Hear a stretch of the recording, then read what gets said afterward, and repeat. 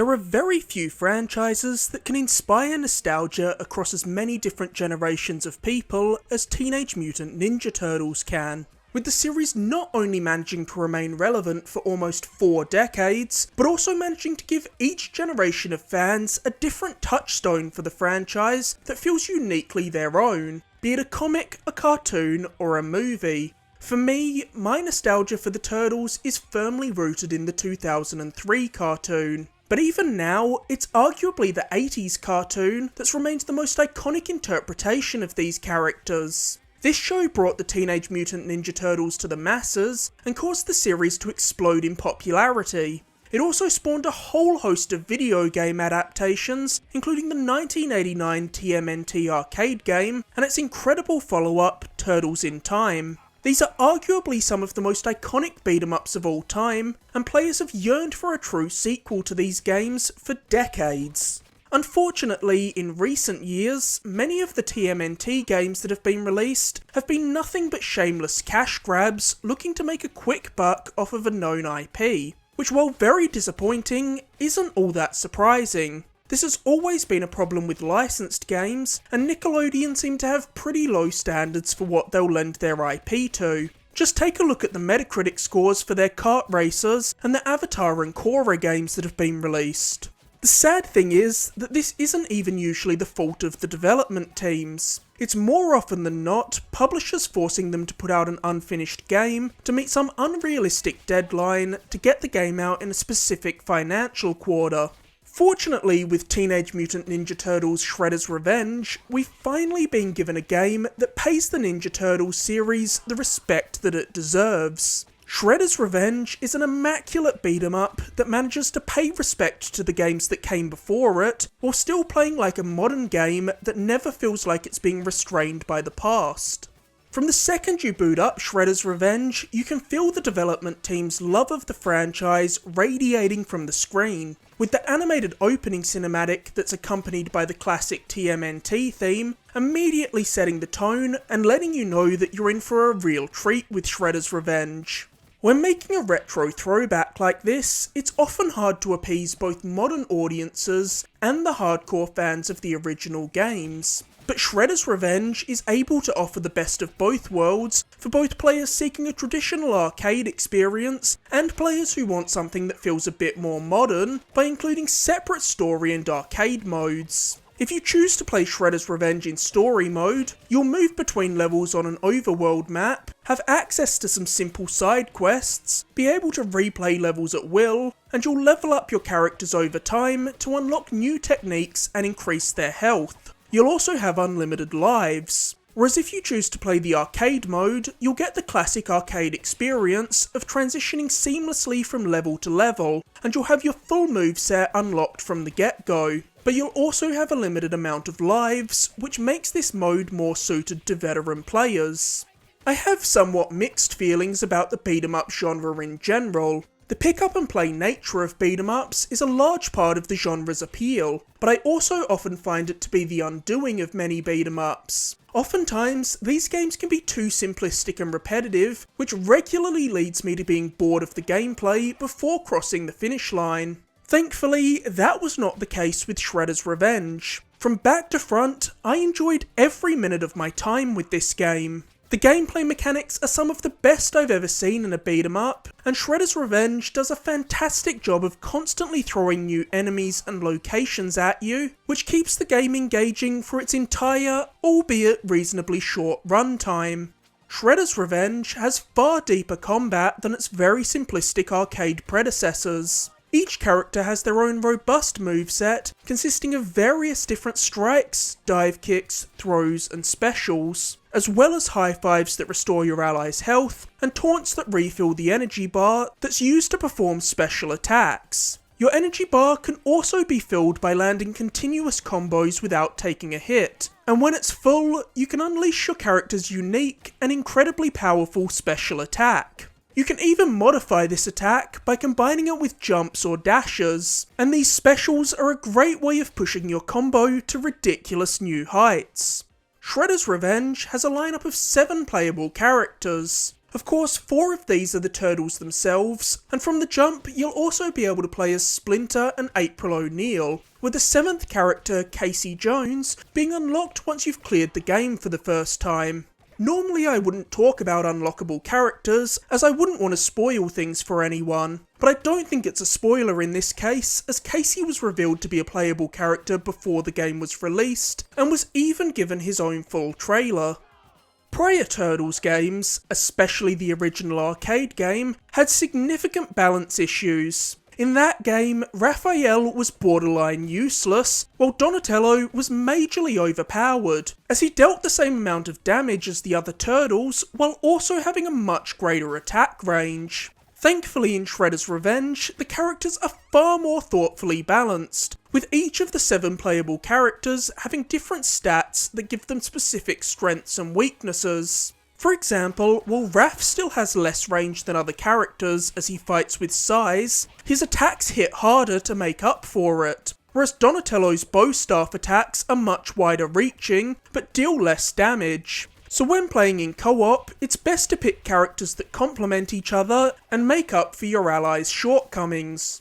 My first playthrough of Shredder's Revenge was as Raph, and I actually did that playthrough on Xbox, as Shredder's Revenge dropped on Game Pass day 1. But being the trophy-obsessed weirdo I am, and knowing that this was a game I'll want to replay in the years to come, I then bought the PS5 version as well, where I did another couple of full playthroughs as Splinter and April O'Neil. After which, I jumped into a bunch of different levels as Casey, Leo, Mikey and Donnie to get a grasp on the full roster for this review. I particularly enjoyed the movesets of April, Raph and Casey, but I was highly impressed by how unique each of the characters felt to play as. They definitely play differently enough to incentivise repeat playthroughs, which adds a lot of additional replay value to Shredder's Revenge. Shredder's Revenge sees the Turtles and crew facing off against not only Shredder and his Foot Clan, but a whole host of antagonists from the Turtles' surprisingly deep rogues gallery. From all the big name villains you'd expect to see like Bebop and Rocksteady, Krang and Baxter Stockman, to some true deep cuts like Tempestra, Groundchuck and Captain Zorax. If there's a particular villain that comes to mind for you when you think about the Teenage Mutant Ninja Turtles, chances are you'll be going toe-to-toe with them in Shredder's Revenge. One of the main things that often causes me to burn out on beat-em-ups is a lack of enemy variety. This is certainly not a problem in Shredder's Revenge. Not only does each boss feel distinct, there's also a great amount of variety found in the grunts that populate each stage. There's Foot Clan soldiers, mousers, robots, dinosaur creatures, and even pizza monsters. Just when you're getting tired of fighting the same groups of enemies, Shredder's Revenge always throws something new at you. This excellent pacing ensures that the gameplay of Shredder's Revenge feels exciting the whole way through. Vehicle sections played a part in all the classic TMNT beat-em-ups, with the Turtles skating, surfing and hoverboarding their way through countless classic levels. So of course, you can't make a game harkening back to the TMNT games of old without including some new vehicle levels. In the prior Turtles games, I found these levels very hit or miss. While some are highlights of the games they're featured in, there have also been some deeply frustrating, unfairly difficult vehicle sections in prior Turtles games. Fortunately, Shredder's Revenge strikes a perfect balance between fun and challenge in these levels, and in doing so, its hoverboard levels provide the best vehicle segments in any TMNT game. In fact, the level design in Shredder's Revenge is awesome all around. Whether you're brawling your way through a news station, a zoo, or the sewers, levels are always filled with plenty of interesting little details to keep you engaged. Each stage also has its own side objectives, and good luck if you're going to try and complete all of them, because while some of these objectives are perfectly simple tasks, like throwing a certain number of enemies into pits, others are absolutely brutal. There are some that even require you to complete levels without taking a single hit, which will take pixel-perfect precision. As a whole, Shredder's Revenge is far better balanced than older Ninja Turtles games in terms of difficulty. While the TMNT arcade games are undeniably classics, they also have certain sections that are straight up unfair, and were clearly just designed to keep you pumping more coins into the arcade cabinet. There's still a bit of BS trial and error with things getting flung at you from off-screen in Shredder's Revenge, but it's nowhere near as egregious as it was in the games of old. If you're playing Shredder's Revenge in story mode, you'll find a series of NPCs across the overworld map who offer side missions that consist of finding collectibles like VHS tapes and diaries that are scattered throughout the various levels. With Shredder's Revenge being a very linear game, you're likely not going to have too much difficulty finding these collectibles if you're keeping an eye out, but they're still a fun little addition to the story mode.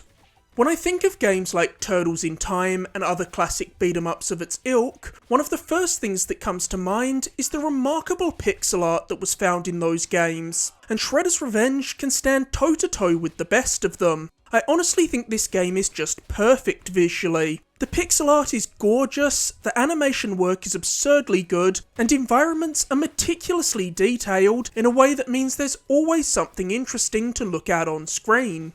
The killer visuals are also backed up by an incredible soundtrack, full of both classic sounding chiptune tracks, plus more modern song choices that still fit in the world, and pay homage to the Turtles in interesting new ways. Among these tracks is a new boom bap banger for the Shredder boss fight, performed by two of Wu-Tang's finest, Raekwon the Chef and Ghostface Killah, which was an unexpected but much appreciated inclusion. The use of this song is also a great example of how music can really elevate a moment in a game. Fighting Shredder while a Ghostface Killah verse blared in the background was one of the most hype gaming moments of 2022 for me.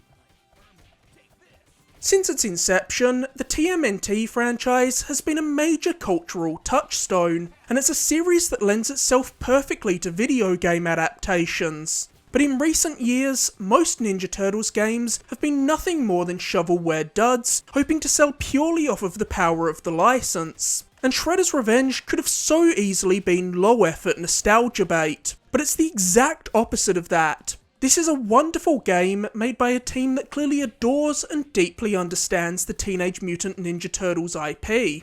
Shredder's Revenge may very well be the most fun I've ever had playing a beat-em-up, and it's certainly got my favourite soundtrack in a game this year thus far. Shredder's Revenge is a sublime beat-em-up and the best TMNT game in the franchise's almost 40-year history.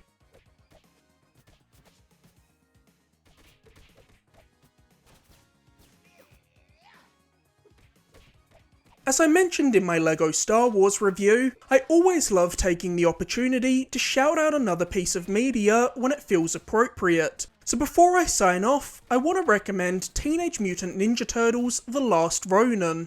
A fantastic comic that saw the original creators of the Ninja Turtles, Kevin Eastman and Peter Laird, reuniting to tell a new Ninja Turtles story for the first time in decades. It tells the story of one lone Ninja Turtle in the distant future, taking his final stand against the Foot Clan to avenge his family. Think of it as the Ninja Turtles equivalent of The Dark Knight Returns or Old Man Logan.